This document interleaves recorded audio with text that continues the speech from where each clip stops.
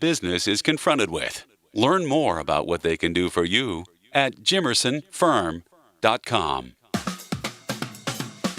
Hey, it's Allie McDeal. You don't have to be an expert poker player to go to Best Bet. Head on over to Best Bet to experience the best in world-class poker, delicious food and drinks, and fun card games for all levels, right here in Northeast Florida. Featuring games like Pai Gow, 3-card poker, and Ultimate Texas Hold'em. There are now more ways to win than ever. Our friendly and knowledgeable staff make playing fun for all experience levels. Best Bet. Experience the best. Home of the Jacksonville Jaguars. WJXL AM Jacksonville Beach. WJXL FM Jacksonville Beach. Russ Libby here at Hidden Hills, and I invite you to come out to our golf course to get some fresh air and enjoy a very safe golfing experience. Book your tee time online or call us at 620-0910. Hidden Hills, Monument Road.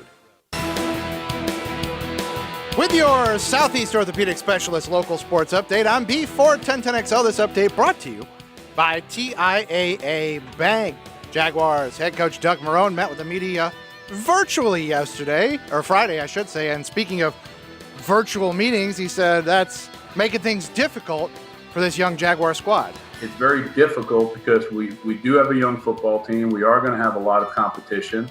And it's really a performance-based business of what you do on the field. So, these are the types of discussions that have been going on. Over the weekend, Florida Gators basketball player Andrew Nembhard is going to withdraw from the NBA draft and also transfer from the university. Meanwhile, Trey Mann disputes reports that he is also going to pull out of the draft and return to Florida this fall. It's 76 degrees at 7:01. Time and temperature brought to you by Bueller Air Conditioning. Stay cooler with Bueller. This 1010XL 92.5 FM hour is powered by Anajar and Levine Accident Attorneys. Call 904-600-4000. That's 904-600-4000. All right, 7:02. Good morning, Jacksonville. Hanging out with you on a Monday. Appreciate all the feedback on the text line. We'll read a few of them throughout the morning. And I understand what you're all saying, and you're all certainly entitled to your opinions. And I know there are numbers. We talked, if you listen to me, about,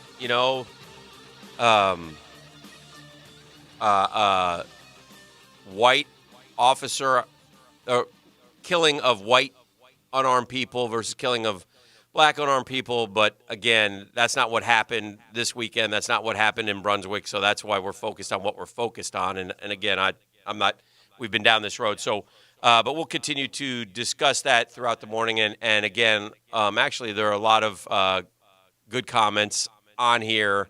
And, a couple of them were in relation to faith. And, I have my pastor, who is white, adopted 2 African-American children and has 2 of his own, and to hear his anguish in his voice is all I need for me to try to understand and put myself in. Like I said, I can't.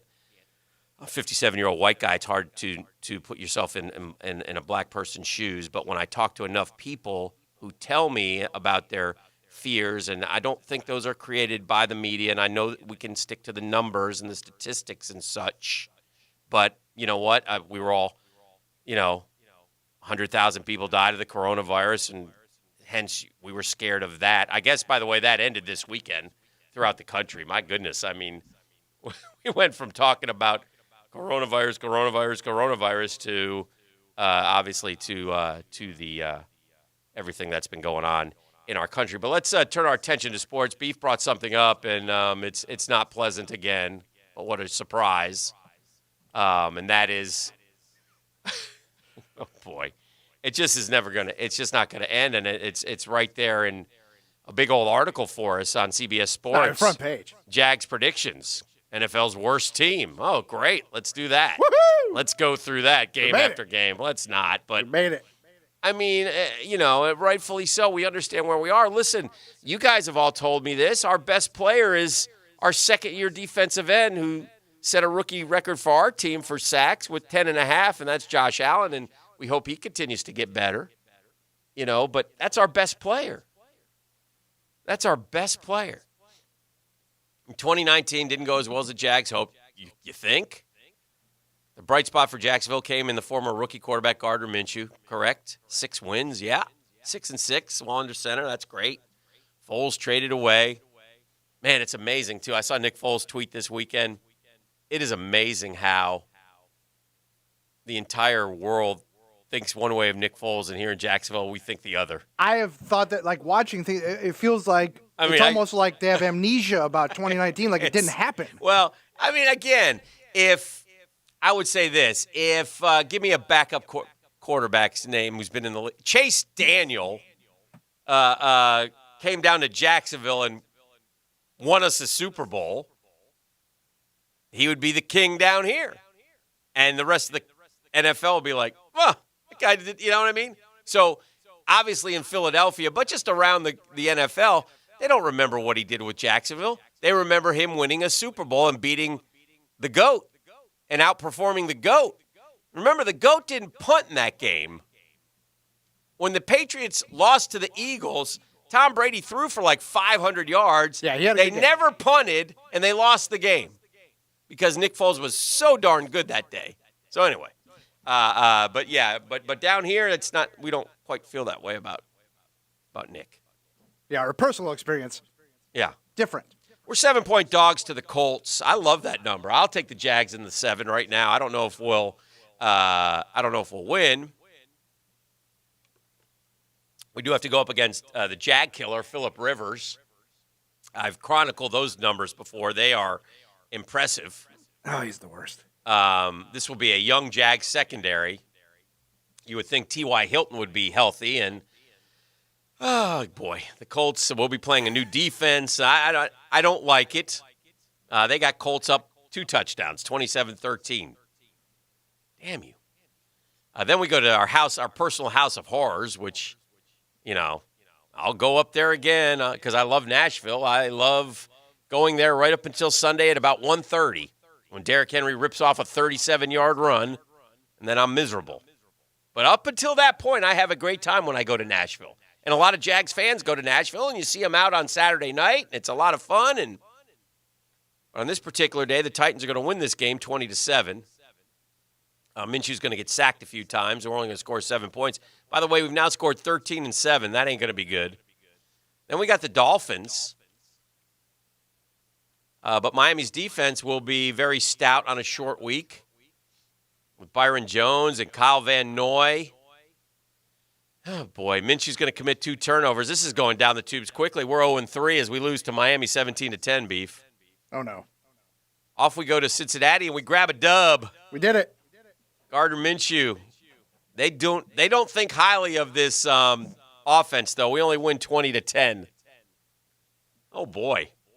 Yeah, they don't expect any kind of scoring bonanzas for the boys. No. This is not good. It's not going to be, at least according to our boy Tyler at CBS. Week 5, we go to Houston, and that's another 2-touchdown loss. Oh, boy. Yeah. We're 1-4, and then we got the Lions, and we score 9 against them. Get used to that one. You're going to see it for a while. Bro, we have scored 9, 10, 20, 10, 7, and 13. Ugh. They don't think highly. We have the bye week at 1-5, and then we go to the LA Chargers and we score 9. We get the Texans at home, we score 9. We go to the Packers, we 24-13. The Steelers 26-7. It's going great, Dan. Wow. It's going great. Browns? No, don't beat them. 2 touchdowns. Vikings? Hey, we battle the Vikings. By the way, again, ladies and gentlemen, at what point do we turn on the franchise and root for the tank if this were to play out? I'd already be 3-4 weeks in. Dan. Let me jump in and help you. If we go to the bye at 1-5, when that's the easiest part of the schedule, yeah, then you push the chips in. don't look for a turn. Push them all in the Push 'em tank all in. chips. See ya. Play the tank chips at that See you at the point. draft. Yeah. Holy smokes. I mean, I'll tune in every Sunday, but And hope like heck that Trevor Lawrence is staying healthy and having a big year. You know? just lighten it up for Dabo. This is just Coasting to a natty and a Heisman. This is just a disaster. I mean, when do we win again? That's a great question, Dan. You're going to have to scroll for a while.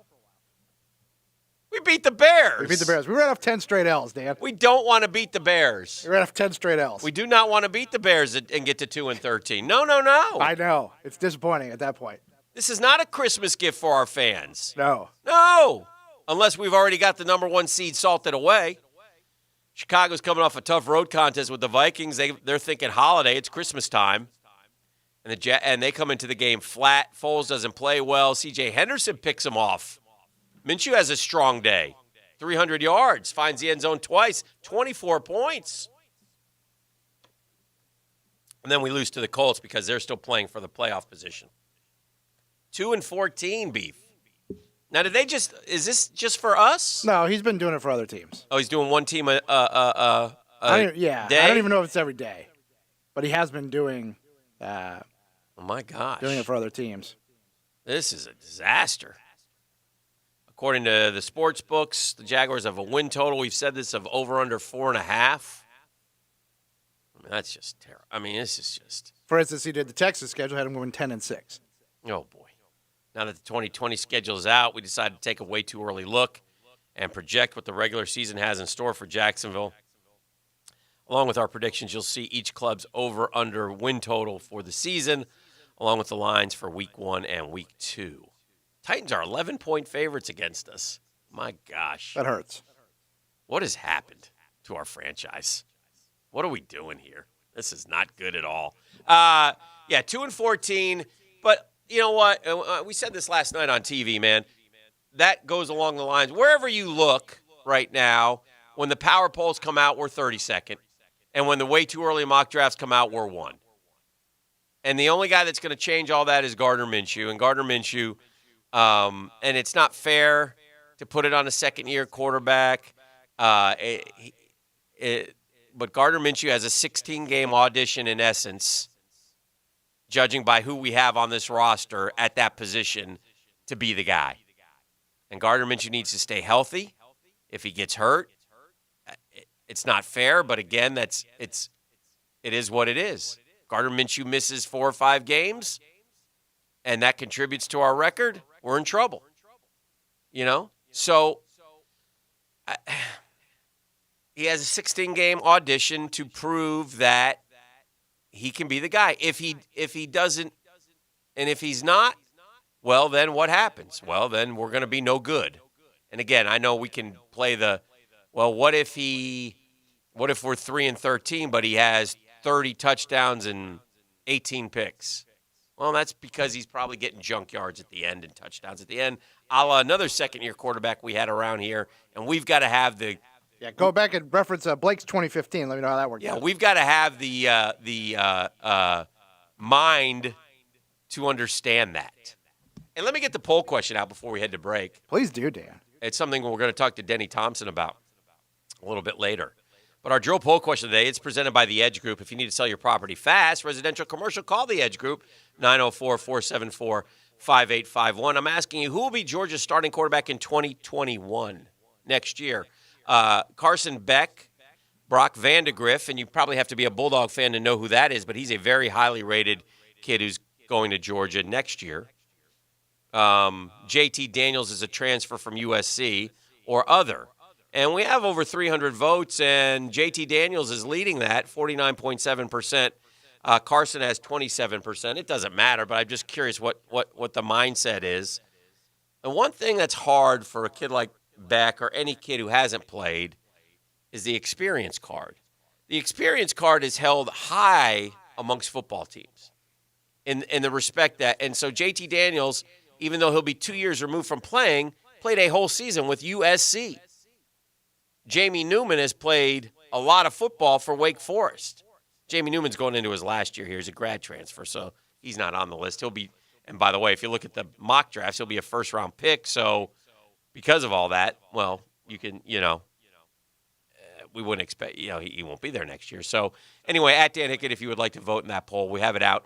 And like I said, at 8:30 today, around there, we'll talk to Denny a little bit about what's going on with Carson and all. The guy, listen, at some points this summer, think about this quarterback room. I don't know if there's a better one in the country in terms of when he's got the quarterback from Alabama, a quarterback from Georgia, a quarterback from Kentucky, all working out at the same time, and a quarterback from Georgia Tech. I mean, that's pretty impressive. So anyway, we'll get some few thoughts about him. We got Breakfast with Baselli, so we'll delve into the Jags. That's coming up at 8 o'clock in about 45 minutes. We'll continue our discussion with a 10-minute drill, talk about the sports that aren't happening, baseball's last-ditch effort. This is their week, man.